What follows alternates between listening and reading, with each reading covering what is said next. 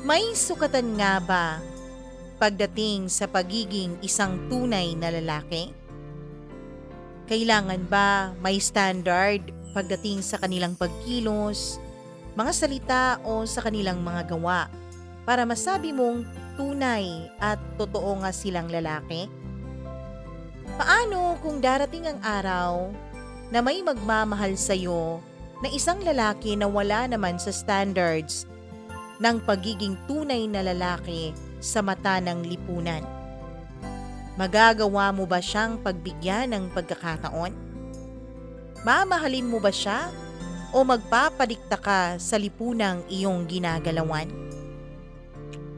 Dear Mama Mia, una sa lahat ay binabati ko kayo ng isang magandang araw. Lalong-lalo na ang mga tagapakinig nyo na tulad ko ay nag-aabang palagi ng bagong upload sa iyong YouTube channel. Mama Mia, tawagin niyo na lamang ako sa pangalang Mary. 26 years old at nagtatrabaho bilang isang sales agent sa isang telecom company. Bunso ako sa 3 magkakapatid at ang 2 kong nakakatandang kapatid ay pareho ng may sariling asawa at sariling pamilya.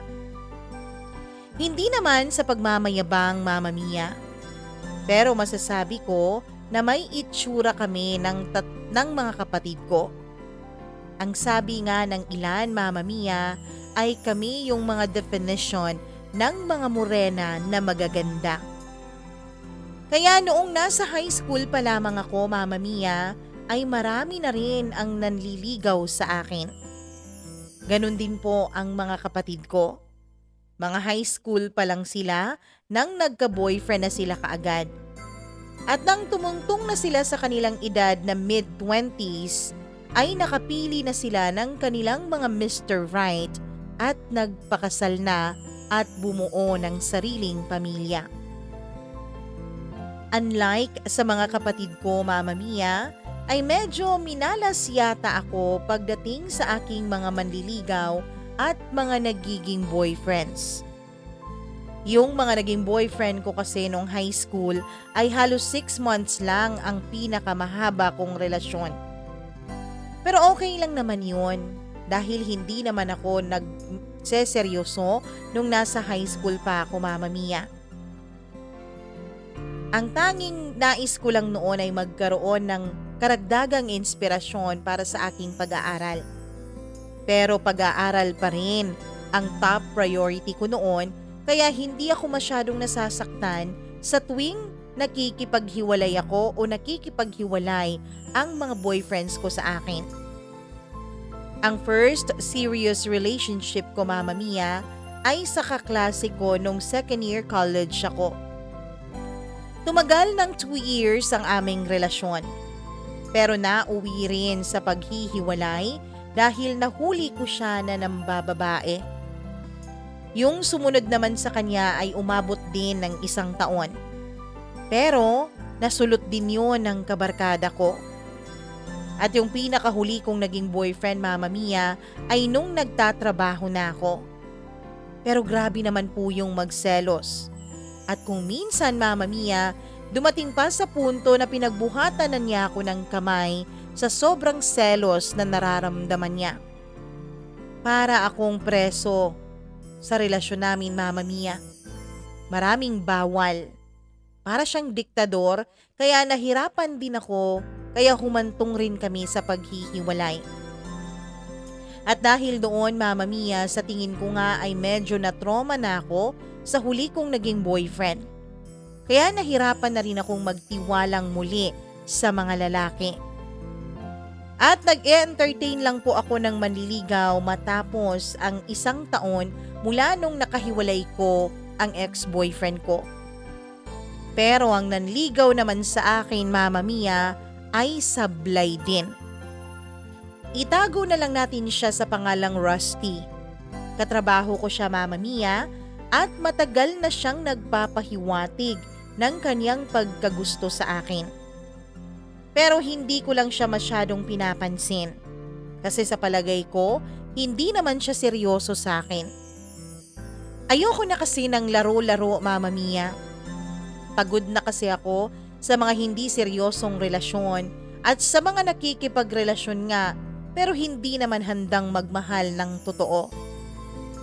Kaya naman hindi ko masyadong binibigyan ng pansin ang pagpapahatid hangin sa akin noon ni Rusty. Hanggang isang araw ay nasa isang birthday party kami ng isa naming mga managers. Medyo nagkakainuman na noon at ang iba ay may pagka-tipsy na. Ako naman ay hindi ako masyadong uminom nung mga oras na yon, Mama Mia, dahil malayo pa ang lugar na yon mula sa bahay namin. Ayoko namang magpahatid sa kung sinong lalaki nang lasing ako dahil baka ma-take advantage ako. Mag-aalas 10 na noon nang lapitan ako ni Rusty.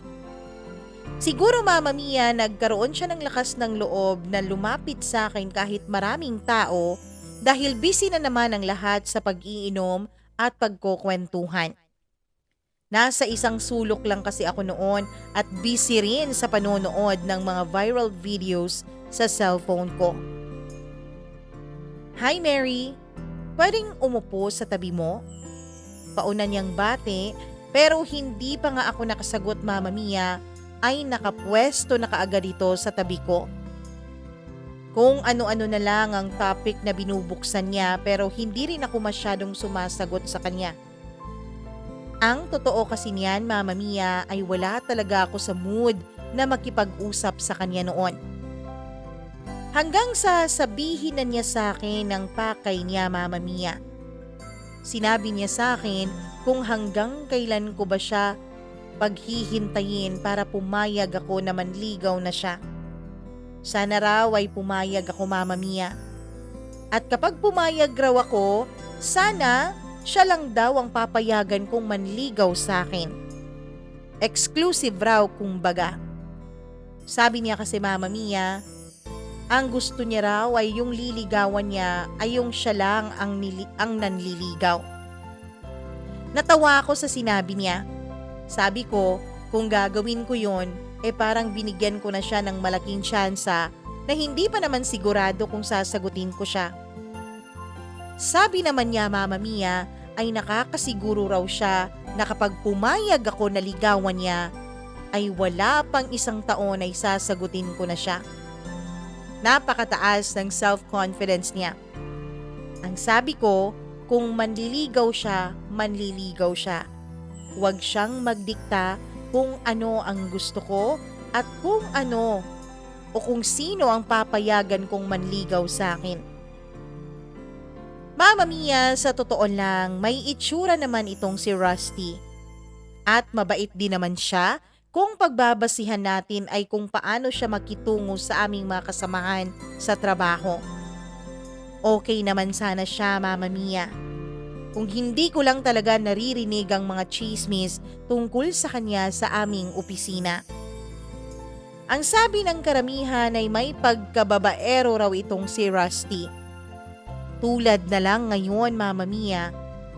Habang dumidiskarte siya sa akin, ay bigla na lang kaming nilapitan ng isang babae na animoy umuusok pa ang ilong sa sobrang galit. Mama Mia, sinigawan niya si Rusty.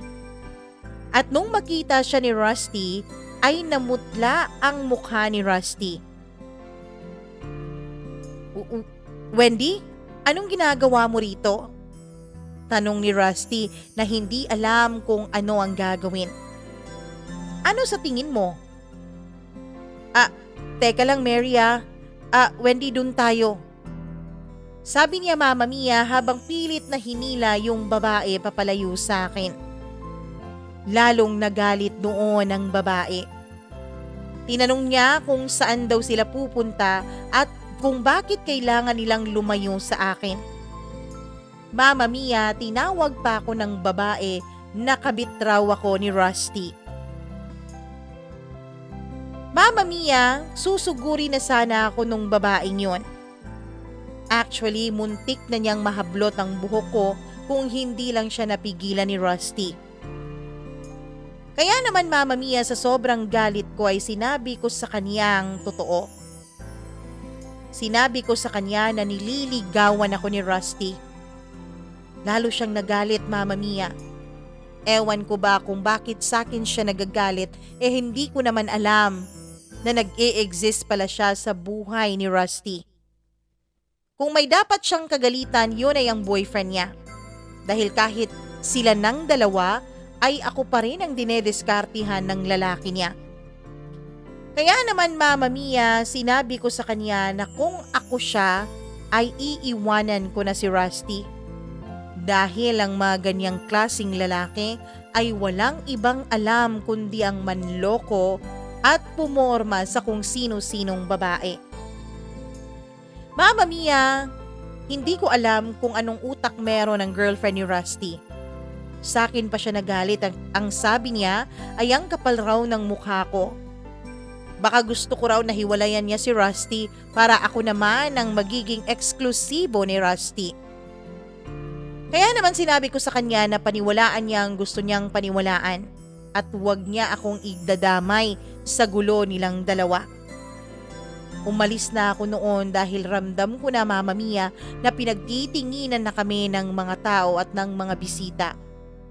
Hindi lang kasi kami ang bisita ng birthday party na yon. Marami pang iba. Naging gate crusher tuloy ang dating ng girlfriend ni Rusty. Kaya naman iniwan ko na sila noon.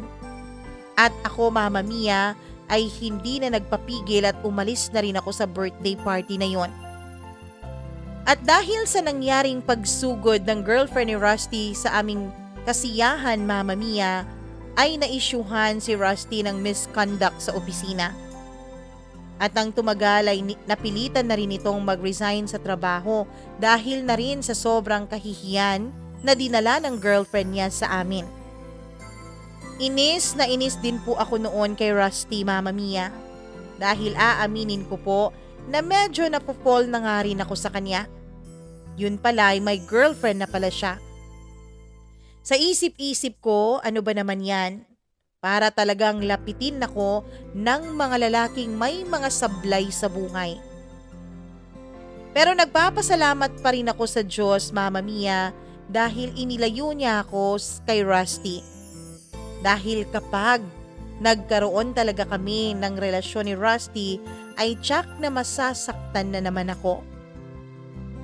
Mama Mia, dahil sa ginawang pagre-resign ni Rusty ay nagkaroon po ng panibagong opening sa branch namin para sa kanyang naging posisyon. At ang pumalit naman ito ay si Rainier. 27 years old, medyo gwapo rin, mabait, pero may pagkamalabnaw kumilos. Sa katunayan nga, Mama Mia, pati na rin ako at yung iba naming mga kaopisina ay ang unang naging impresyon sa kanya ay bakla siya. Maraming ang girls ang nagka-crush siya sa kanya, Mama Mia, dahil mabait siya, pero ang sabi nila ay nakakapanghinayang. Medyo may itsura talaga si Rainier, Mama Mia. Pero wala na raw ni isa sa amin ang may pag-asa sa kanya dahil nga sa kanyang kalabnawan kung kumilos. Ang sabi nga nila, Mama Mia, baka raw medyo kloseta pa itong si Rainier. Baka raw medyo nagpapakalalaki pa ito pero hindi naman ito maitatago sa mga kilos niya. Mama Mia, aaminin ko rin na kung hindi ko lang talaga mahahalata sa kilos ni Rainier, ay naa-attract din ako sa kanya lalo na nung una ko siyang makita. Pero dahil sa pagiging mahinhin niyang kumilos, ay hindi na rin ako nagsalita dahil alam ko, Mama Mia, na hindi kami talong dalawa. Baka nga mas babae pa siya sa akin.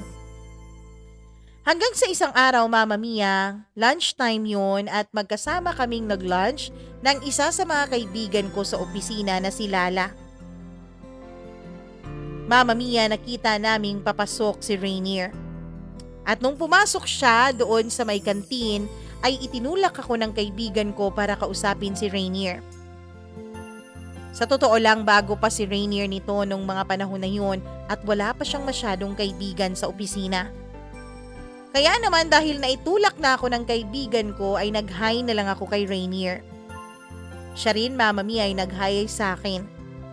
Doon ay sumama siya sa table namin para kumain ng lunch.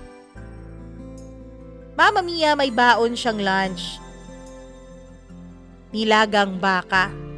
Yun pa naman ang paborito ko, kaya hindi ko napigilan na mapawaw nung nilabas niya yun. Sabi niya, Mama Mia, share na lang daw kami dahil marami naman ang binaon niya. At dahil doon, nagsimula ang pagkakaibigan naming dalawa ni Rainier. Ang sabi niya, Mama Mia, ay siya raw mismo ang nagluto ng nilagang baka na yon. Na-impress naman ako dahil masarap nga. Dahil paborito ko nga ang nilagang baka, Mama Mia, alam ko na kung ano ang masarap sa hindi. Pero yung niluto ni Rainier ay talaga namang masarap at walang halong etsyos yun. Ang sabi niya, Mama Mia, mahilig daw talaga siyang magluto. Iniimbita pa niya ako na pumunta sa bahay nila para ipagluto niya. Ang sabi ko, Mama Mia, napaka-unfair naman ng mundo. Siya na nga itong may itsura, siya pa itong magaling magluto. At ako, Mama Mia, ay wala namang kaalam-alam pagdating sa kusina kundi ang kumain lang. Pero nagulat ako sa sinabi niya, Mama Mia. Ang sabi niya, asawa na lang daw ang kulang sa kanya. Kaya naman, para hindi niya mahalata na kinilig ako sa sinabi niya, ay tinanong ko siya kung ano ba ang type niya sa lalaki. Doon ay nagulat siya sa sinabi ko. Gaga, hindi ako bading, no? Sabi niya habang tumatawa. We, yun lang ang naisagot ko, Mama Mia, dahil pinalo na niya ang braso ko. Hindi nga, hindi ka bading? Awkward kong tanong sa kanya. Eh di sige, bading na. Sorry pero hindi ka talaga bading? Alam mo, hindi ako macho kung kumilos. Malinis din ako sa katawan ko at ganito talaga ako pumorma pero hindi ako bading. Mama Mia, medyo na-awkward ako sa sinabi niya.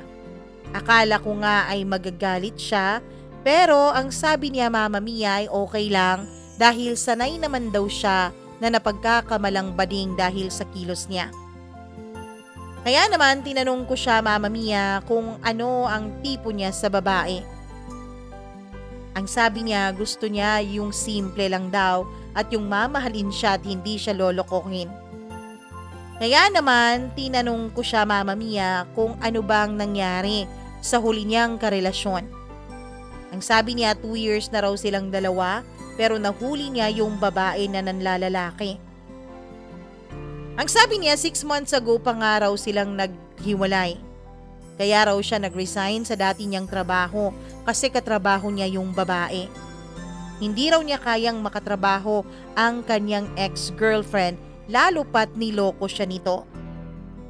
Pero ang sabi niya, Mama Mia, ay okay na naman daw siya. Mukhang nakaka-move on na naman daw siya at ang sabi niya, alam daw niya na handa na siyang magmahal ulit. Hinihintay niya lang daw yung tamang babae para sa kanya. Kaya naman nag-sorry ako sa kanya, Mama Mia. Sabi ko, dapat hindi ako naging mapanghusga. Pero ang sabi naman niya ay ayos lang dahil sabi nga niya, sanay na raw siya sa mga katulad ko na nag-aakalang isa siyang bakla. At dahil sa pag-uusap namin yun ay mabilis kaming nagkagaanan ng loob ni Rainier. At sa loob lang ng ilang araw ay naging close na kaming dalawa agad, lalo pat madalas kaming magkasama tuwing lunch break. Dahil nga rin madalas kaming magkasama, Mama Mia, ay mas nakilala ko pa siya ng mas malalim. Nalaman kong tulad ko ay bunso rin siya sa magkakapatid at ang mga kapatid niya ay puro babae. Bukod pa rito ay mama's boy raw siya. Nalaman ko rin, Mama Mia, na ang tatay pala nilang magkakapatid ay babaero. Kaya nauwi sa hiwalayan ang mga magulang niya nung siya ay nasa high school pa lamang. Kaya ang naging pangako niya raw sa sarili niya ay kung sino man ang babaeng mamahalin niya, ay talagang magiging tapat siya dito dahil ayaw niyang maging katulad sa kanyang ama. At dito ko naisip, Mama Mia, na baka rin siguro naging malabnaw ang kilos ni Rainier ay dahil na rin sa family background niya. Puro babae kasi ang kasama niya sa bahay nila. Kaya siguro naging ganun siya, Mama Mia. At habang tumatagal na mas nagiging magkakilala kami ni Rainier, ay mas lalo po akong naa-attract sa kanya, Mama Mia. Dahil kay Rainier ay na-realize ko na meron pa palang mga matitinong lalaki sa mundo. Na hindi lang puro pisikal ang habol sa babae.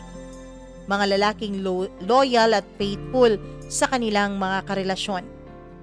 Mga lalaking mature at mga lalaking responsableng anak. Unti-unti nga, Mama Mia, ay nagiging ideal man ko na si Rainier.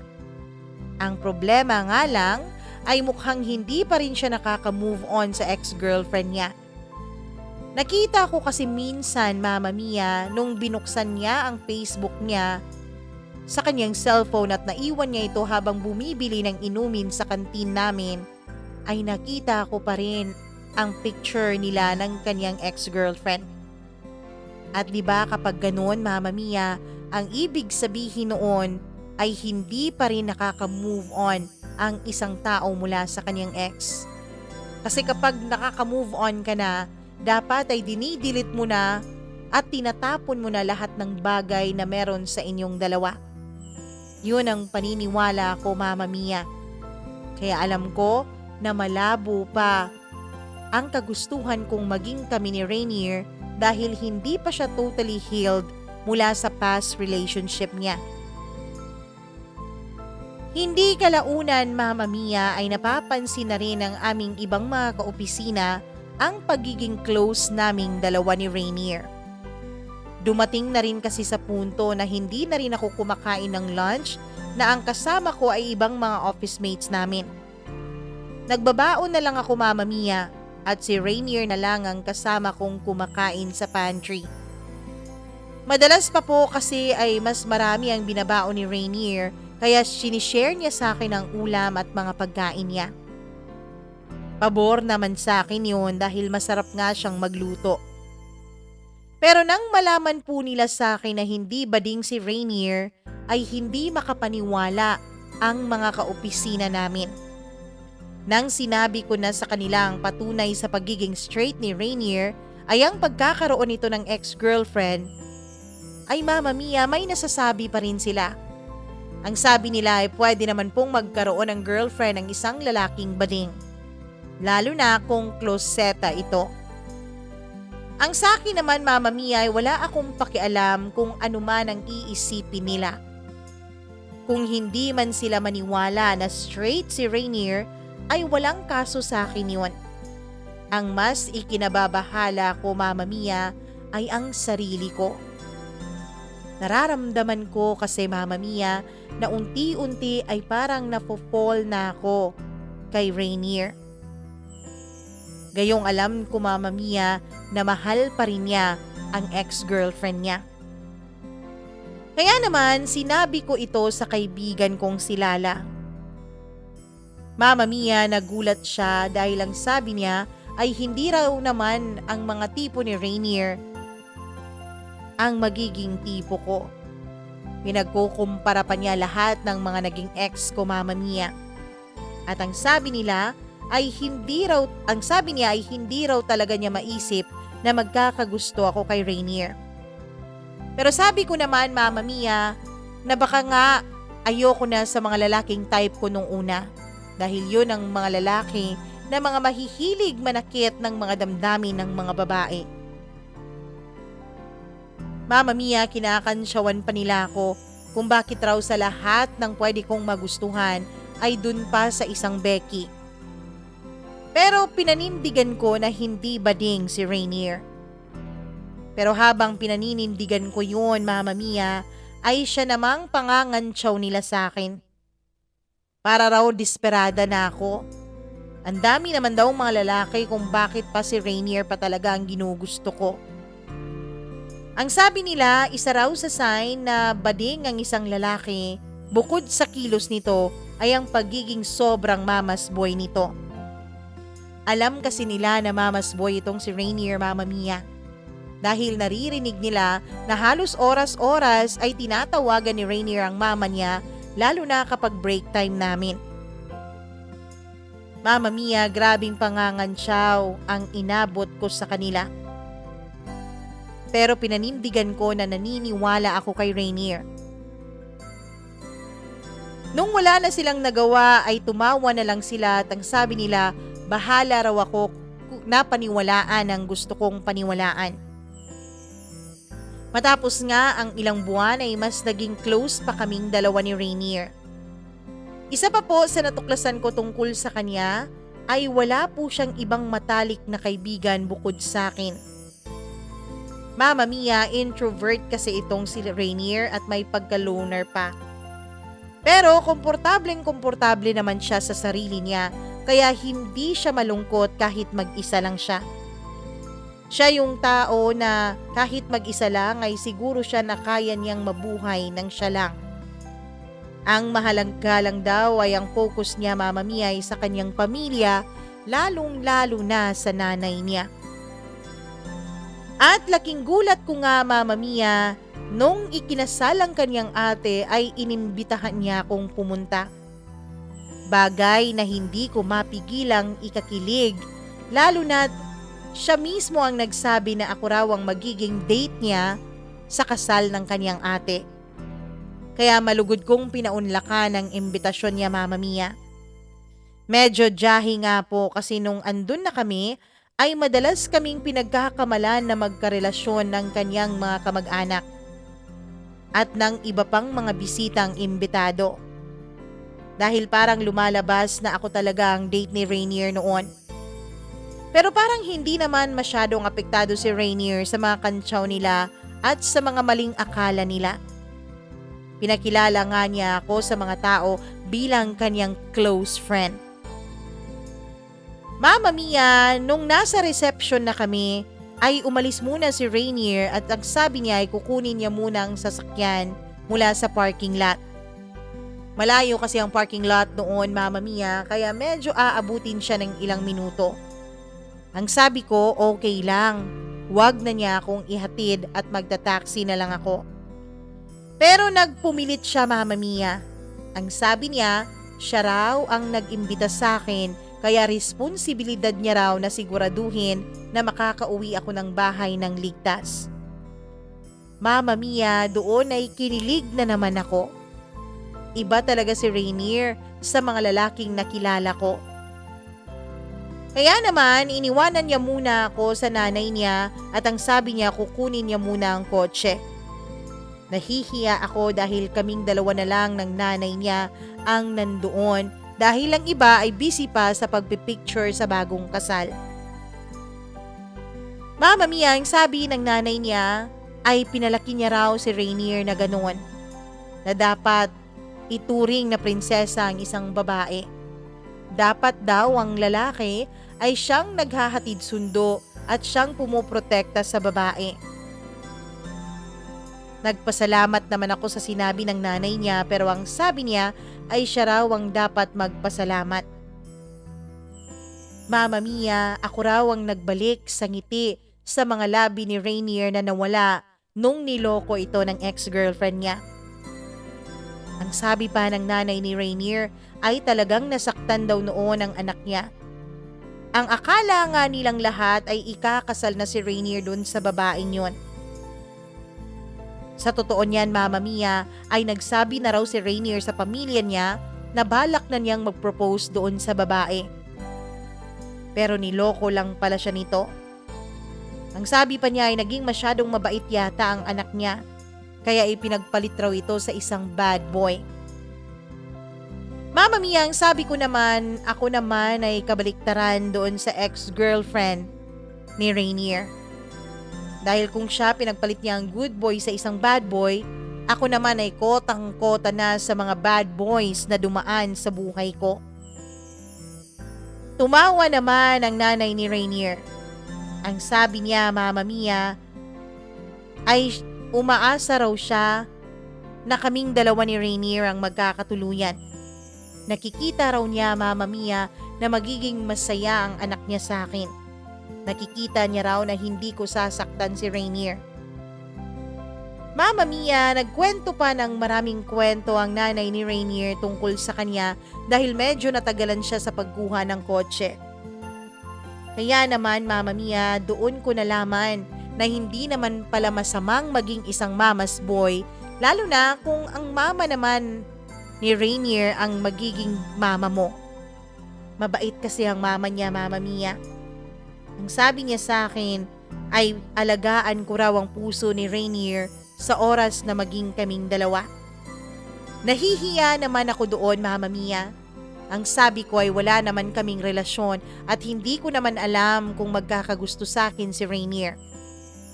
Ang sabi ko rin, Mama Mia, mukhang hindi pa okay si Rainier mula sa naging ex niya dahil nakikita ko pa rin ang picture nito sa cellphone ni Rainier.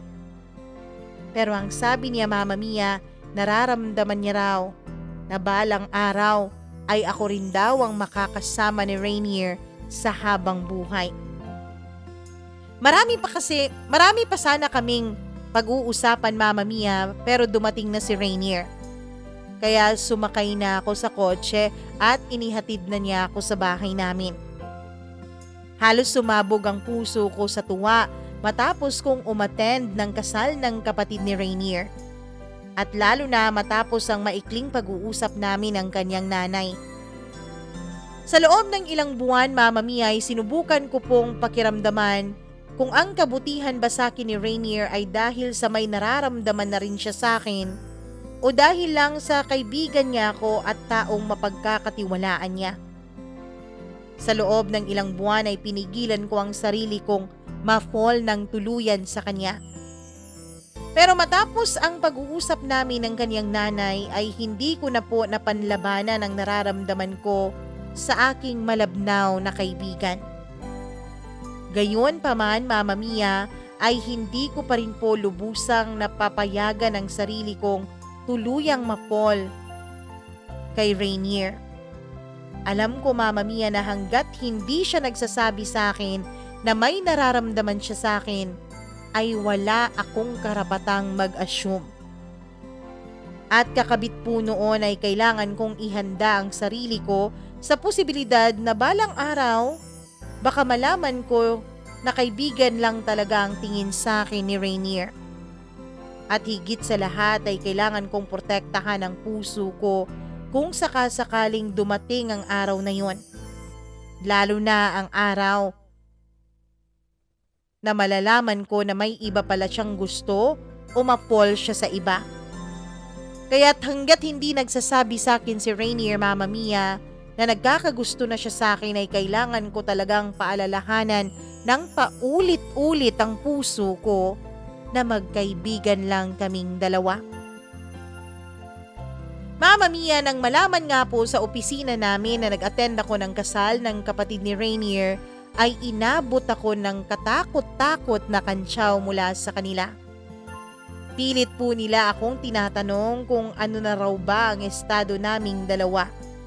Kung girlfriend na raw ba ako o kung nagde-date na kaming dalawa ni Rainier. Pero alam ko, Mama Mia, na ang kantsaw nilang yon ay hindi naman seryoso. Dahil ako lang naman po ang tinutukso nila. Pero tahimik naman sila kapag nasa paligid si Rainier. At alam ko naman ang dahilan kung bakit sila ganon. Dahil kahit mag-iisang taon na si Rainier sa opisina namin, ay ang tingin pa rin nila sa kanya ay kung hindi bading, ay kloseta. At alam ko pong naiilang sila na tuksuhin ako sa kanya dahil palaisipan pa rin sa kanila ang totoong sexual orientation ni Rainier. Kahit na po kasi mag-iisang taon na si Rainier sa amin, ay ako pa rin lang ang kaklose niya, Mama Mia. Habang nakikipagbiruan naman siya sa iba naming mga office mates paminsan-minsan, ay ramdam kong medyo sarado pa rin siya sa kanila. At hindi dahil defensive siya, kundi dahil introvert talaga siyang totoo, Mama Mia. At kapag nagkayayaan naman kami na kumain sa labas, o kahit pa nga po sa mga team building namin ay malimit na hindi rin siya sumasama. At pipiliin na lang niya na magbantay ng kanyang ina sa bahay nila. Kinalaunan, Mama Mia, maski ako ay hindi na rin masyadong sumasama sa halos sa mga kaopisina namin. Halos si Rainier na lang din po ang naging kaibigan ko. Sa katunayan ay mas nakakasama ko na nga po sila ng nanay niya at mga kapatid niya kesa sa mga kaopisina namin. Bukod po kasi sa dahilan na napopol na nga ako kay Rainier, ay medyo naiirita na rin ako sa mga kaopisina namin na mahilig pa ring magbiro na kloseta si Rainier. Mama Mia, isang gabi ay inaya ako ni Rainier na mag-dinner kaming dalawa. Dinala niya ako sa isang restaurant na bago sa aking paningin. Overlooking yun sa Maynila. Para bang nakikita mo ang mga bituin na nasa lupa, Mama Mia, dahil sa dami ng ilaw. Ang sabi niya ay secret spot niya raw yun. Paborito niyang pinupuntahan kapag nag-iisip siya o may mahalagang okasyon sa buhay niya.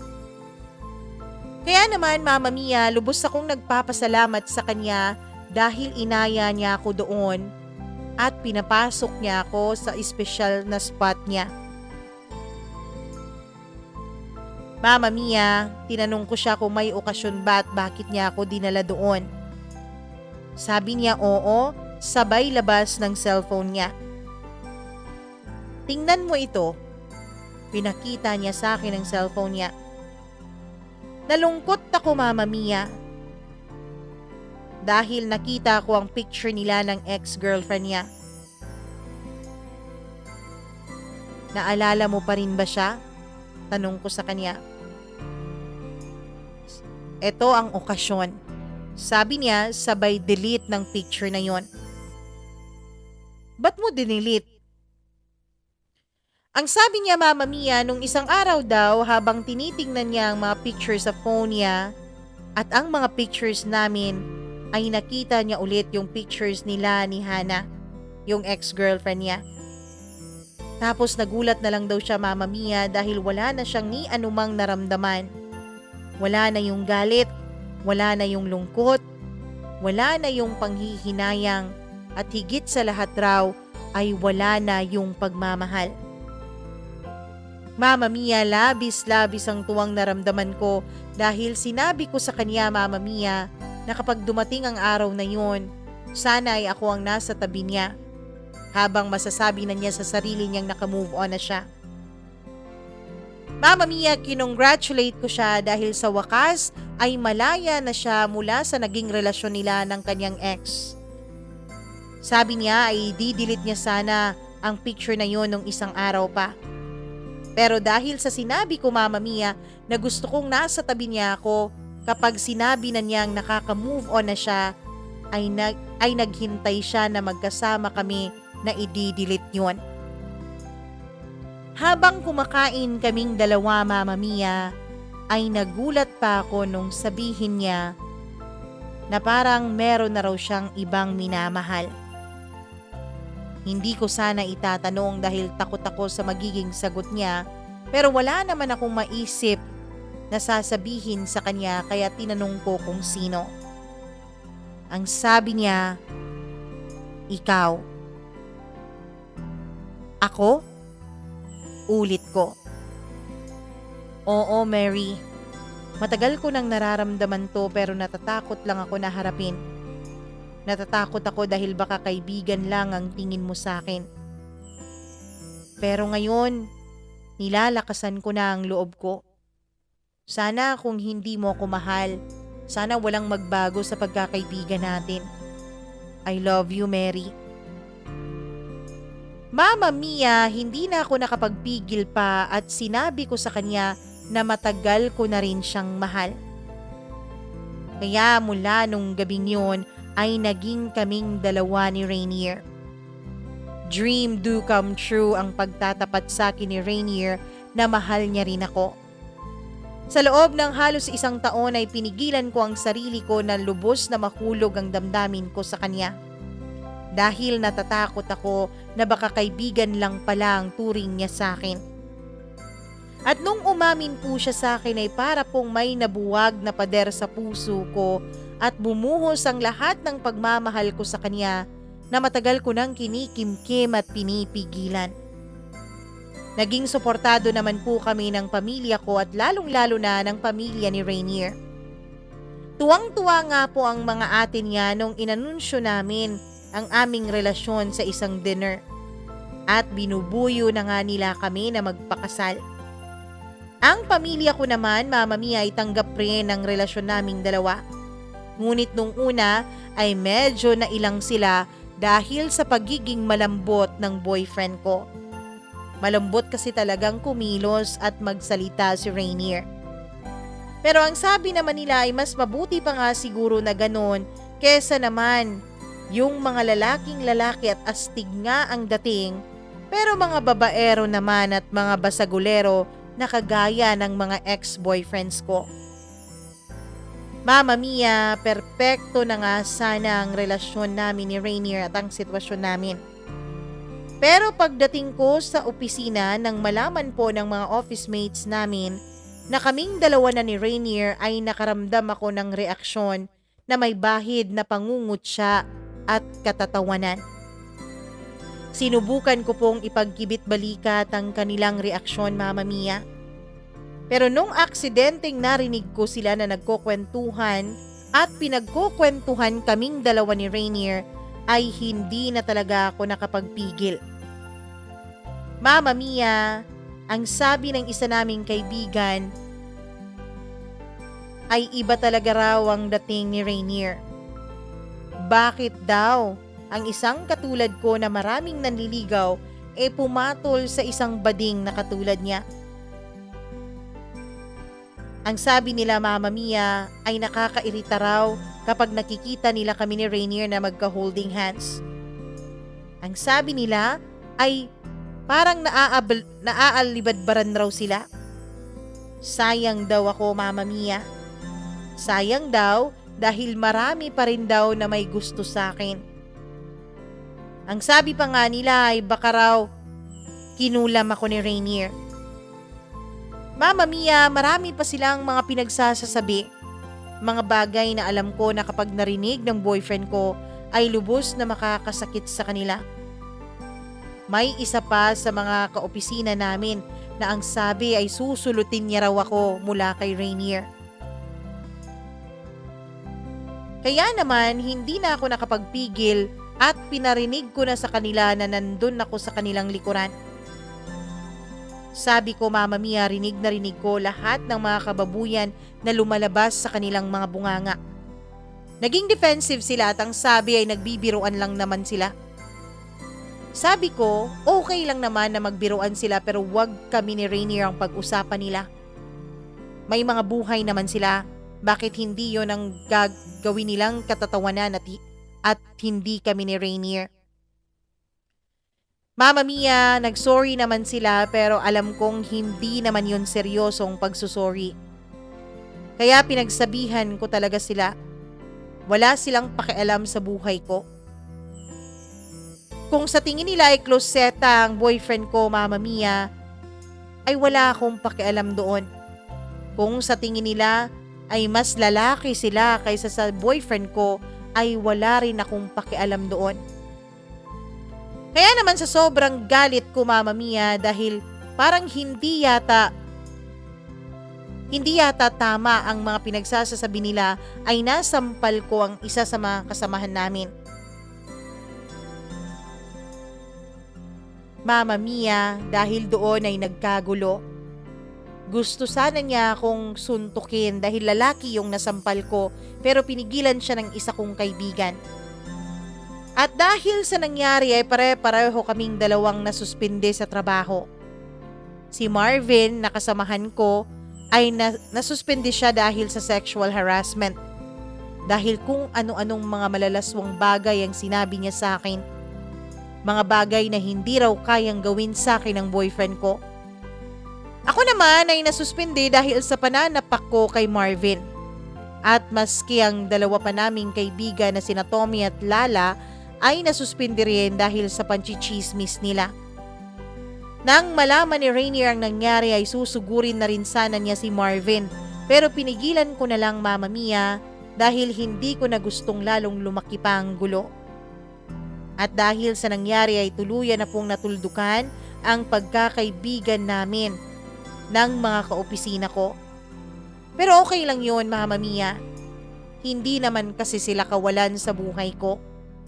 Ang mahalaga sa akin ay masaya kami ni Rainier at nagmamahalan. Sana po ay naibigan ng inyong mga tagapakinig ang kwento ko ngayong araw. At sana po ay magsilbi din itong paalaala sa kanila na kung sila ay magmamahal ay wag magpadala sa panlabas na kaanyuan o wag magpadala lalong-lalo na sa sinasabi at chinichismis ng ibang tao tungkol sa kanila. Ang mahalaga ay kilatisin nilang mabuti kung dalisay ba ang puso at hangarin ng isang taong gustong pumasok sa kanilang mga buhay.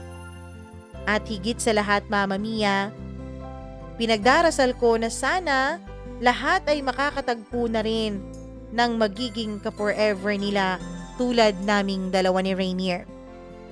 Hanggang dito na lamang po at maraming salamat sa pagbibigay mo ng oras sa kwento ko. Lubos na gumagalang, Mary.